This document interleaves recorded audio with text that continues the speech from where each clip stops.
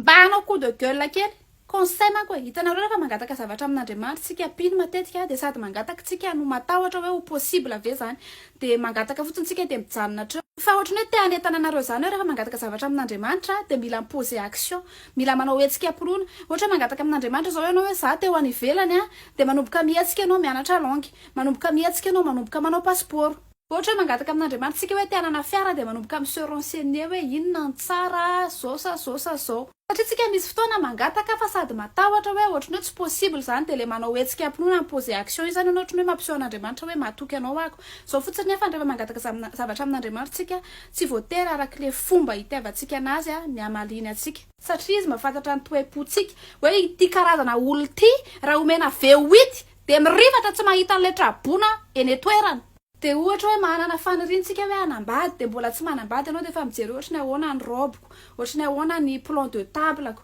iny manomboka efa misaintsaina ohatra ny hoe efa tena misy zany miaina ohatra ny efa tena misy ohatra ny hoe miandry livraison an'le fotoana fotsiny a de ho ana manokana zao de efa nandinika an'izay hoe te hanambady de efa mieritratra hoe ohatra ny ahoana ny plan de tableko ny ouverture mariageko ny ouverture ko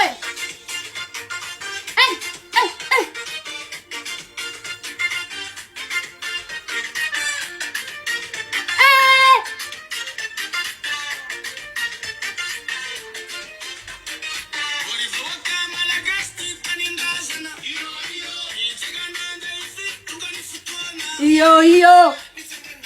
Hey.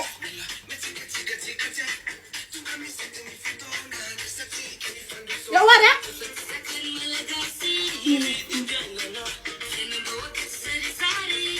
Sakatsun. Swande paleman.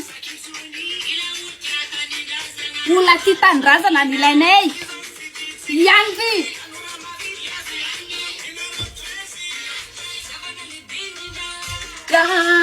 Di rajuelina.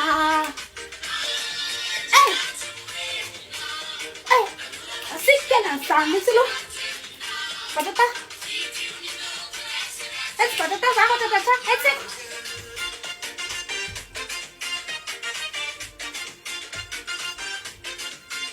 Salam Korea família. Oh.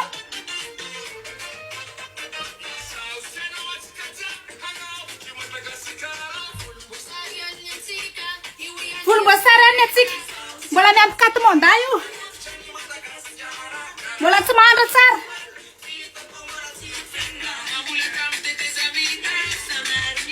efa nina faty ny tapitetezamita fa mbola apina